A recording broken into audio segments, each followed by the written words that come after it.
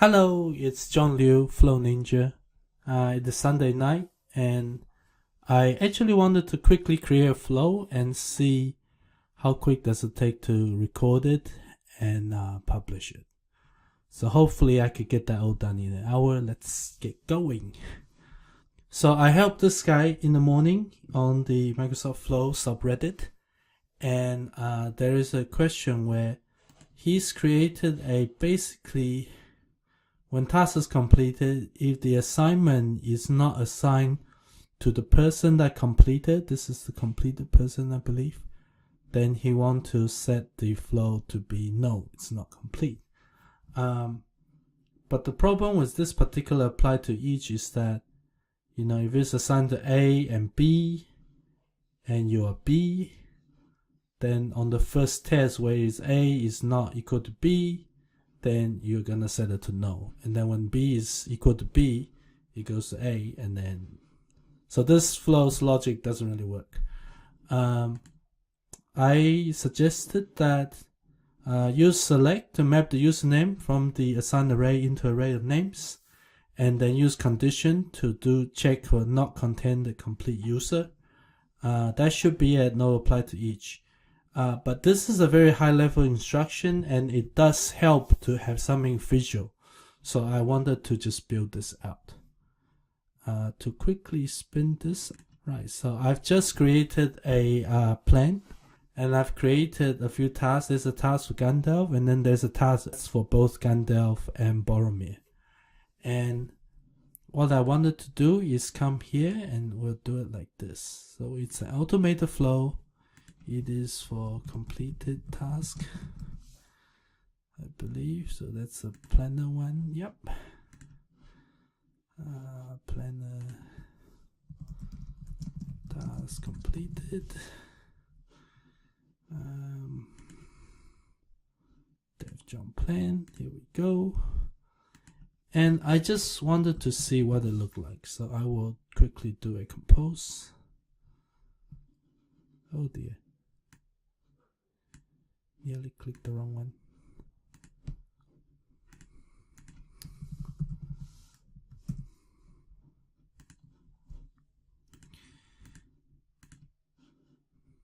No idea why it says not valid, but anyway.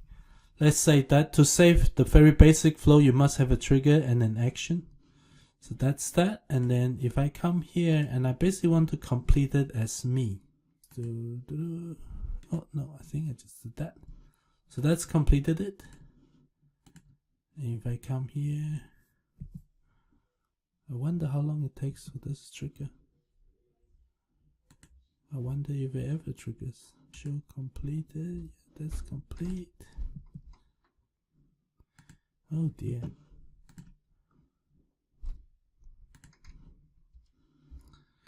Let's check the minute ago. Oh no, here we go. So, okay, let's have a look at what this guy says. So I will go to a new window for Visual Studio Code. I use code to check JSON, so I paste that in here. And I do this to always have a good idea of what data I'm working with.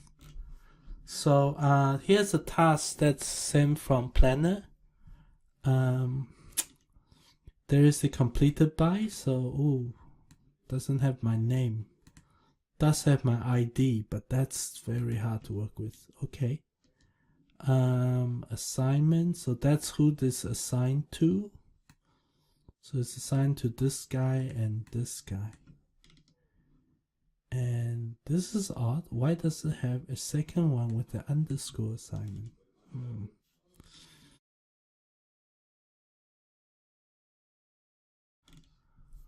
Okay, so basically we want to say if the completed by is not in here or here. No, this is assigned by. Assigned. Oh, this is the person. That would be the person. Man, this is difficult. Okay, so let's see if this one's easier to work with. This is easier to work with because this is an array. I'll explain why. This assignment is an object. See the curly bracket?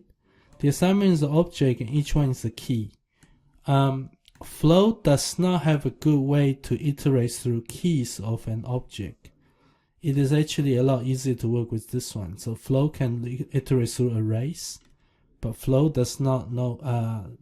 There are workarounds, but it's tricky for Flow to go through properties of an object.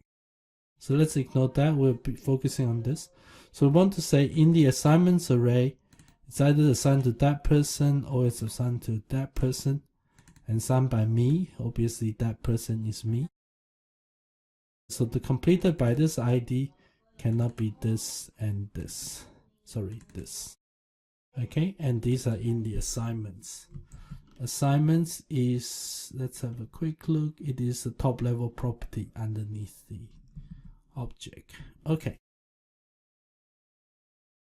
So we can make this a little bit easier to understand. Let me use some variables.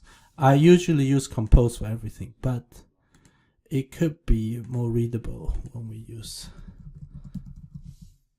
variables. So let's do that. Trigger body.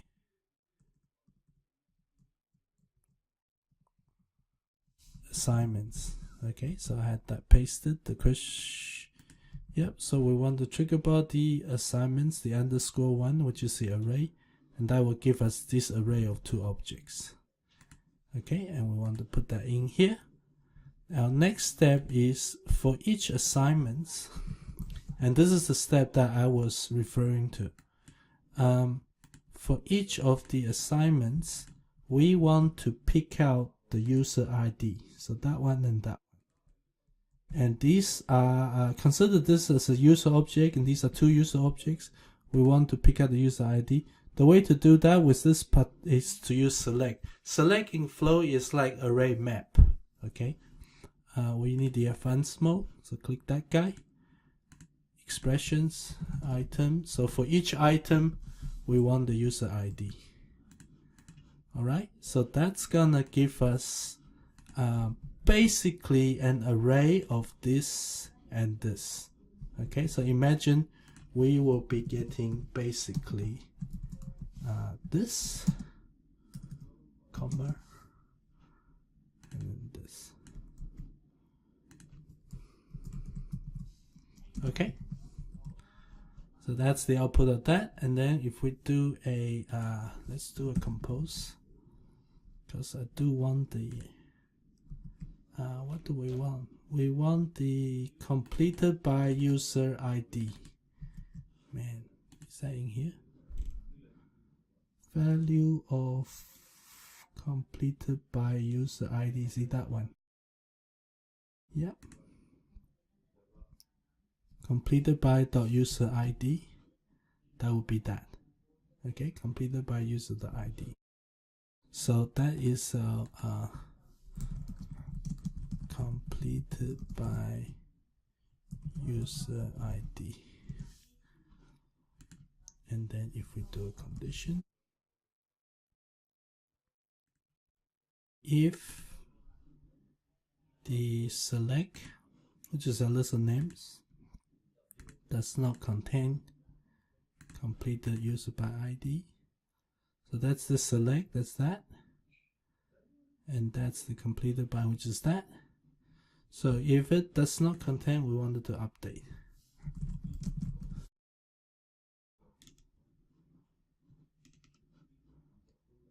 Update the task, I believe. Oh boy.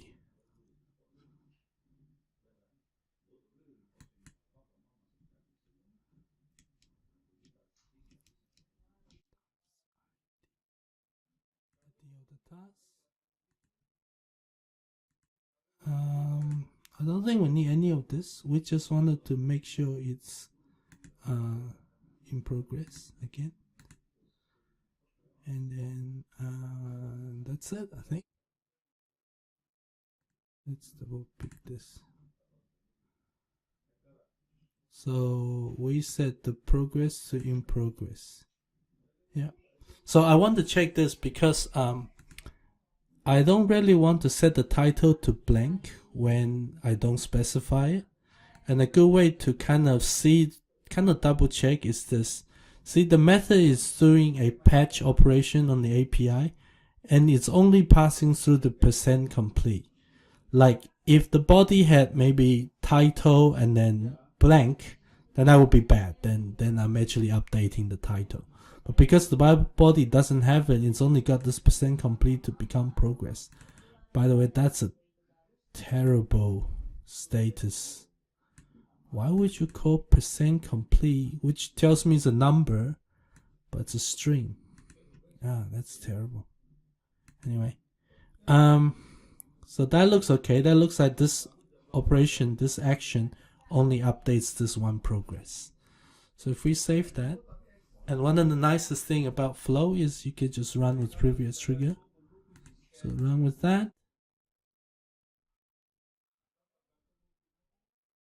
And runs really quick. So let's have a quick look. So the initialized variable, you see these are the two actions, the two users that we picked out. The select converts that to this to ID, exactly as we said it would. Like these two IDs, so B2E and 399. B2E and 399, correct. The complete user is me, so this is gonna be a no.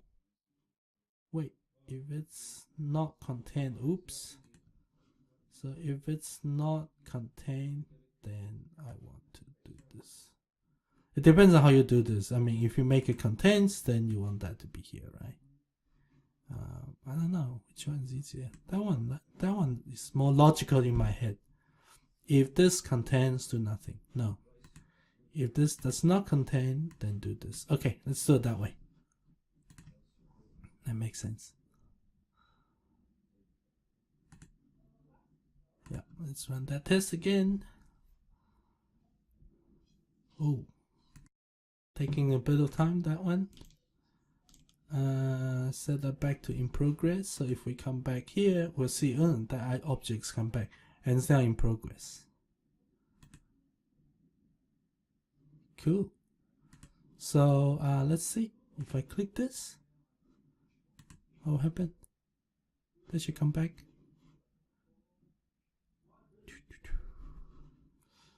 I want to alt tab and check, but you know what happens every time you alt tab, it gets completed behind your